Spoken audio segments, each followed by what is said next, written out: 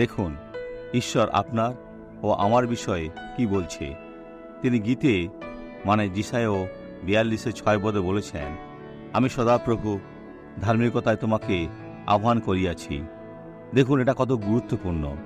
আর আমি তোমার হস্ত ধরিব, তোমাকে রক্ষা করিব এবং তোমাকে প্রজাগণের নিয়মস্বরূপ ও জাতিগণের দীপ্তিস্বরূপ করিয়া নিযুক্ত করিব। যিশু সমস্ত কিছু, কিন্তু আমরাও তিনি আমাদের তেমন করেছেন। যদি আপনি চান আপনিও আশীর্বাদ লাভ করতে পারেন। ঈশ্বর আপনাকে দেখছেন আর বলছেন এই সমস্ত কিছুই আপনার। আর তিনি প্রশ্ন করেছেন, আপনি কি বিশ্বাস করেন? যদি বিশ্বাস করেন আর ঈশ্বরের গৌরবকে দেখবেন, ঈশ্বর আপনাকে প্রচুর রূপে আশীর্বাদ করবেন। তিনি যেন আপনাকে উত্তোলন করেন আর প্রতিটি দিকে যেন সত্য আশীর্বাদ স্বরূপ করেন পিতার গৌরবের জন্য।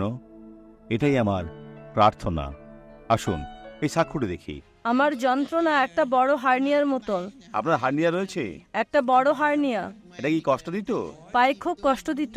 আর চলতে কেমন লাগতো? আমি লাঠি নিয়ে চলতাম। এটা ছাড়া কি চলতে পারতেন না? না, এটা ছাড়া রাস্তায় চলতে পারতাম না। এখন এটা নিজের কাঁধে রাখুন বোন, এখনই এটা নিজের কাঁধে রাখুন। সেটাই। এখন আসুন এই ধারে চলুন, আসুন এই ধারে চলি। চলতে থাকুন, চলুন দ্রুত বোন, দ্রুত বোন, এগিয়ে যান, এগোন, কারণ আপনি আশীর্বাদ লাভ করেছেন। চলতে থাকুন। আমার পা ভালো আছে, খুব ভালো, কিন্তু আমার কোমরে এখন কষ্ট রয়েছে। কিন্তু আপনি ধ্যান দিচ্ছেন না, কারণ একটু পরে যিশুর নামে সমস্তটাই চলে যাবে। যিশুর নামে প্রার্থনা করি। পিতা, প্রভু ধার্মিকতায় আমাদের আহ্বান করেছেন।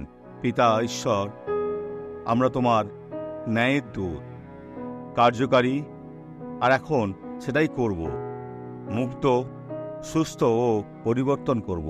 যিশুর নামে বলি, মন্দ এ ব্যক্তিকে ছেড়ে দাও আর চলে যাও যিশুর নামে।